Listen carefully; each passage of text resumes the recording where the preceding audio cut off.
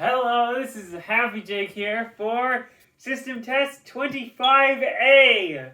As you can see, we've finally gotten around to making this thing. It's been like 3 weeks. Ugh. Yeah, but we have an MS-5024 now. It cost us $30. And we're going to tell you all about it today. Or at least our experiences so far, because we're no experts. Yeah, but we're going to tell you all the things that we think are interesting about it, because that's what a system test is all about, at least to us. So, without further ado, let's get into that. Literally! Open the door.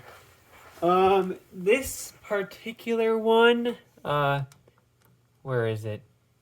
Yeah, NAC 2, or it's always in trouble because the panel sees it as an open circuit, probably because of some corrosion or a bad solder joint on the board, we hope, because it was not stored in the best of conditions.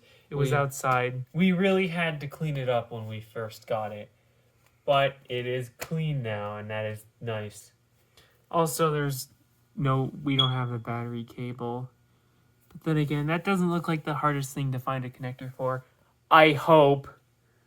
It's probably easy to find. These things are pretty common, but they are not the same thing as the UD versions. Those are more capable. They have a bunch of extra features, including remote downloading with a PC, so you can program them with a computer running DOS and talking to them over dial-up.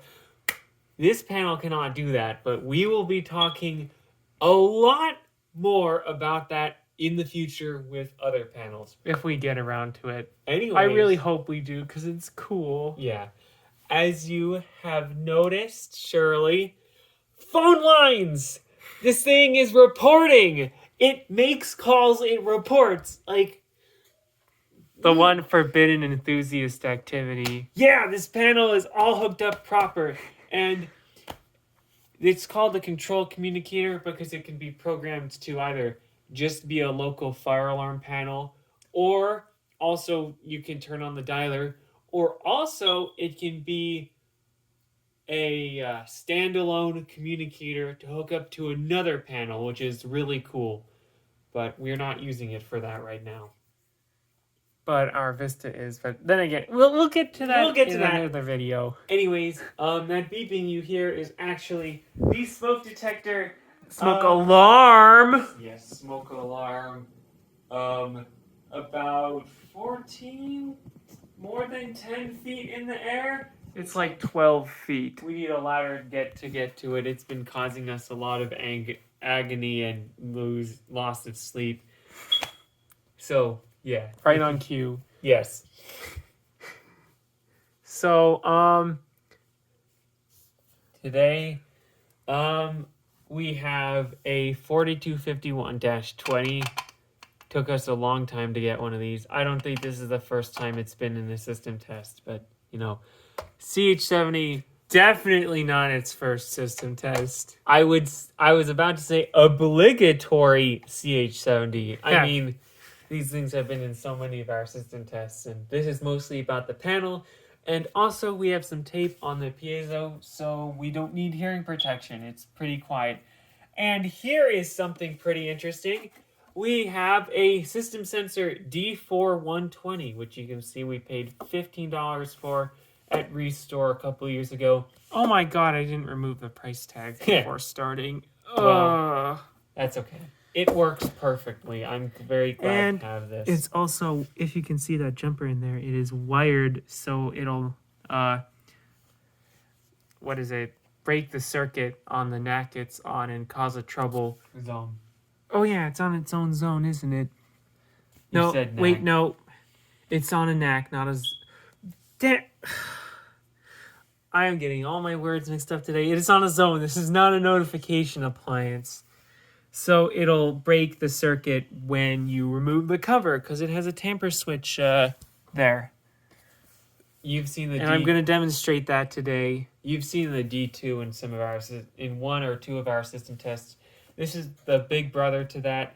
You has way more features. Yeah, you can, as you probably know, you can unscrew this screw and flip it around to change the orientation, or you can separate the detector and the control board entirely, and you can also connect two different detectors to the same control board, because this seems to be using some wacky modified version of system sensors, like flash scan. It doesn't. The faster one doesn't seem to have an official name, but I think that's what it's using. This detector does not have the rotary switches on the bottom, but as you can see, it is flashing green, and it fits into an addressable base that's in here. So that is interesting. Also, more features of this detector include a bunch of relays. What does that one say? Oh, that's the alarm contact. Duh. A second head connection, as well as a bunch of other types of outputs, as well as being able to run off of 24 or 120 volts AC and DC. Well, not 120 volts DC. Where are you going to find that anyways? But yeah. Obviously, this is pretty versatile. This is connected to the panel's resettable power. Oh, I forgot to mention this panel is FWR. Our first FWR panel, and it sucks. Well, yeah, FWR sucks. Yeah, FWR does. Of course it does. No one likes FWR. Anyways, I think it's about time we stop yapping on about the system and actually test it. Okay, now that we've started recording the reporting, or the... Well, you'll see. It goes through Discord.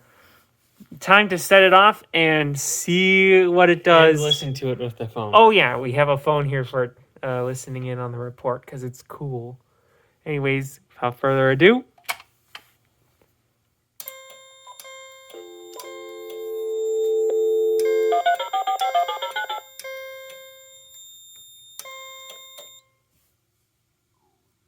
This is the cool part.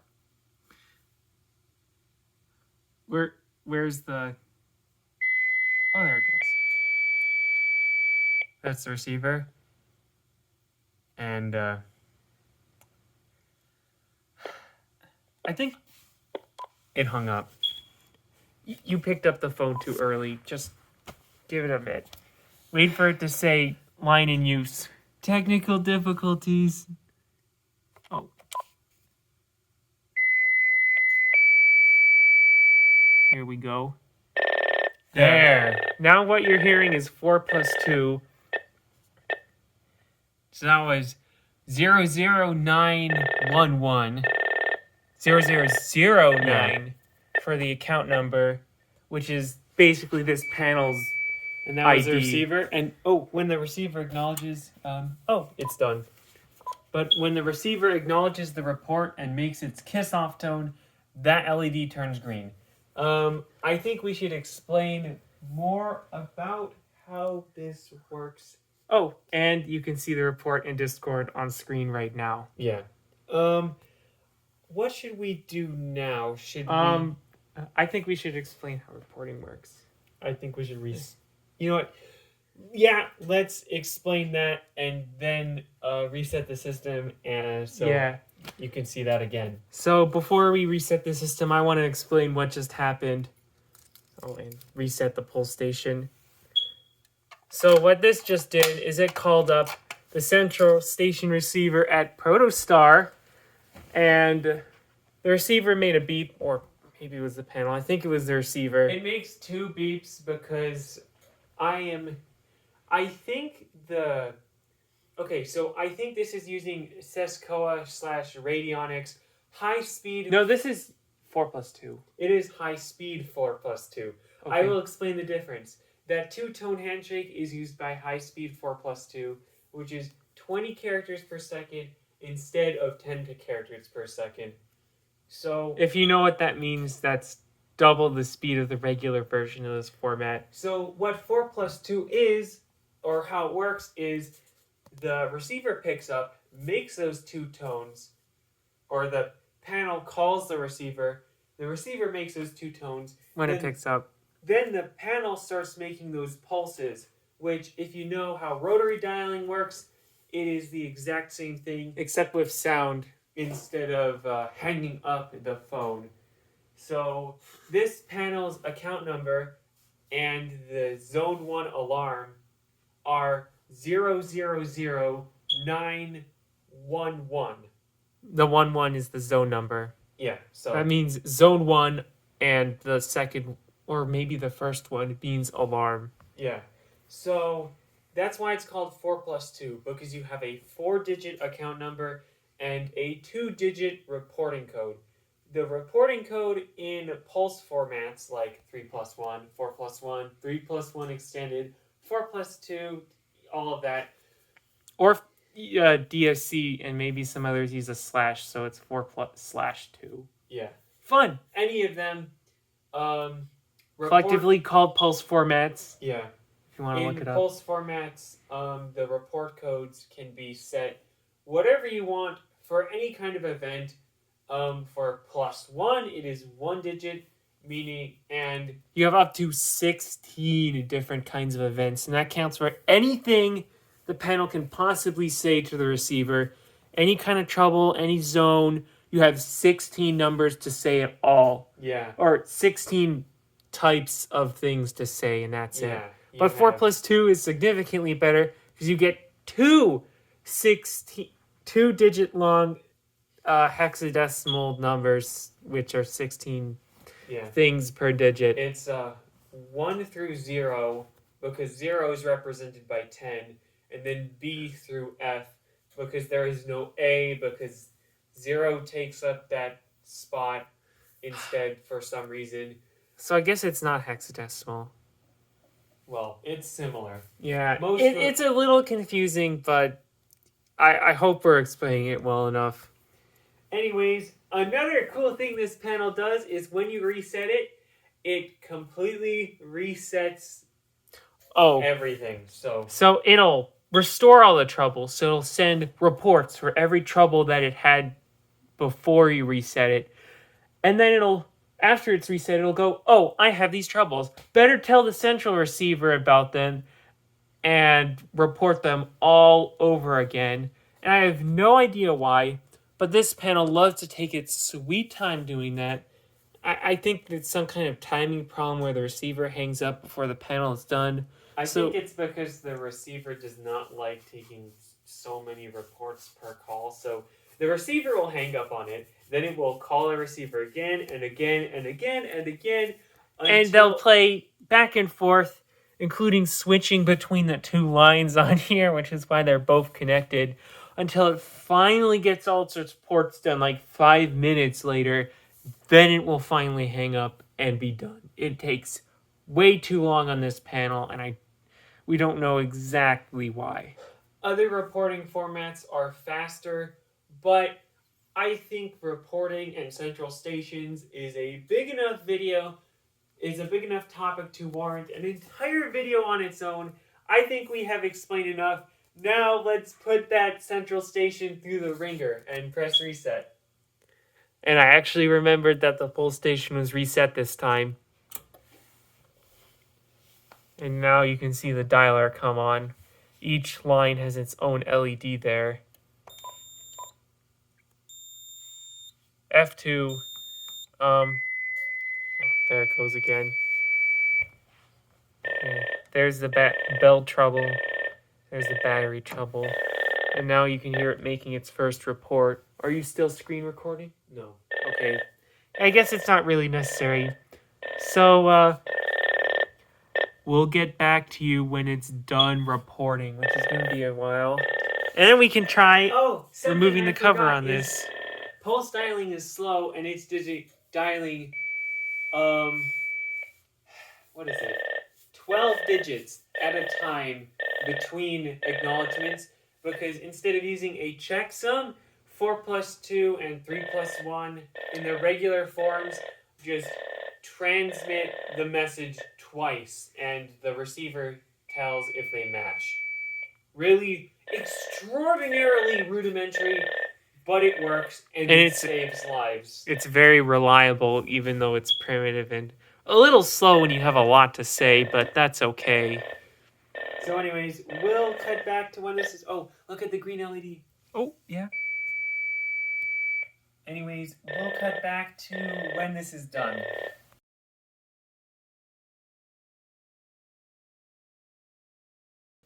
Okay, so now I'm going to show you how this panel is programmed, because I actually need to change the reporting number because it's getting moved to a new receiver. And it's 1 digit difference, so I'm only going to have to change a single digit. But it still shows you how all the programming is done. It's just a bunch of memory addresses. Something really In excellent. hexadecimal! Ah! Something excellent about this panel is it does not have access codes at all. It is unbreakable.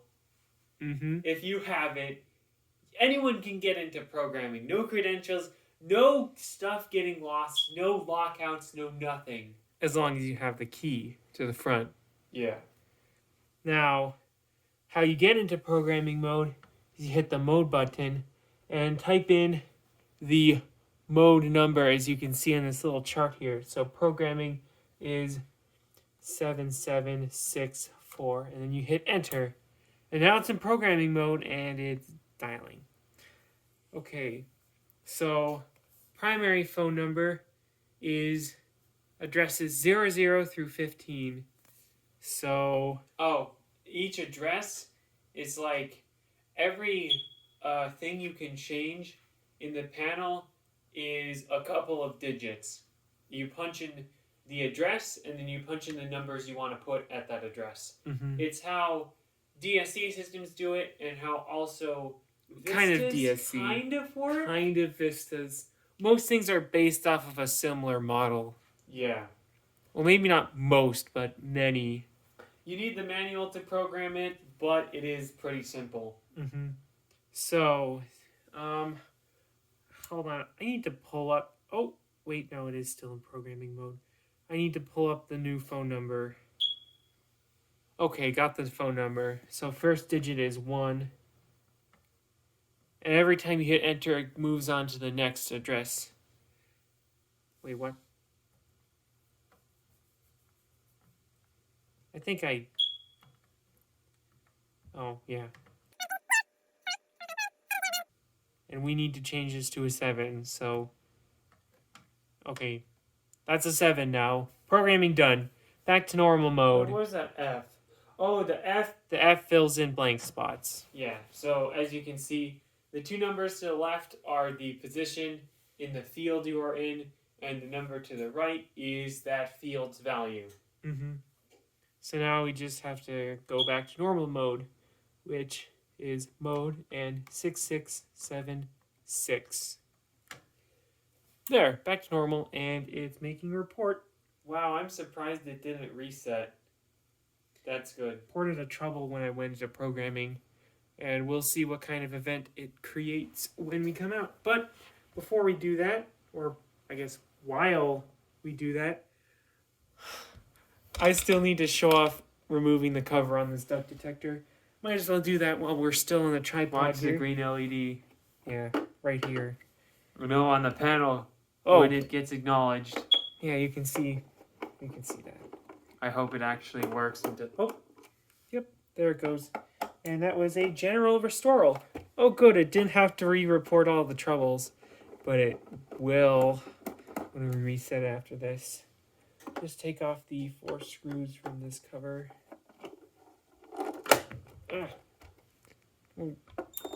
Oh, and there you can see F2 Zone 2 fault. or Zone 2 trouble. So, why don't I unscrew this all the way so you can see what the inside looks like. This is a special detector head. Unlike the 2-wire model, it's not just a normal 2151.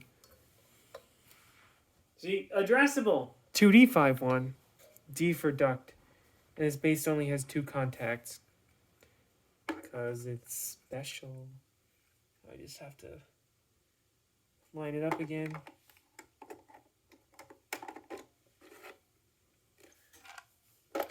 And stick the cover back on, which I'll speed up, I It think. flashed red because there was initializing. And done. But, oh, why is that so tight now? We will have to, wait. It is gone. It cleared itself, or did you reset it? It cleared itself. Oh, oh yeah, troubles do that, don't they? You don't have to reset the panel for a trouble to go away. Okay, good to know. And one more thing we want to mention is the terrible phone line situation here, because obviously this is not correct. This black wire, this is just a big old splitter. It just wires all these jacks and the cable coming out of it together as one. So this black line is coming from the wall. The tan one that's hardwired into this is going to line one of the panel. This one here is going to our Vista 15P and Simon XT, which is a new edition that deserves its own video because it has some special stuff about it. This next one, this really short one, is going to line 2. And then the fourth one is going to this phone over here. And, oh, I almost forgot to mention how this panel does line seizure. For those who don't know, line seizure is the panel basically cutting the phone line while it needs to make a call. And this is not wired up for it, but it should be, but it's not. Thankfully, these jacks also accept regular phone cords, and I say that because they're not normal phone jacks. They're a little bit wider. They're meant for the same kind of connector that an Ethernet cable would have. And I should probably pull up a screenshot from the manual while I explain this, but the first inner 2 pins on this connector are phone line in, and the outer 2... regular, completely standard for all phone lines. Yeah, and the outer 2 are the line coming out of the panel. So when the panel needs to make a call, it'll break the connection between those inner and outer pins.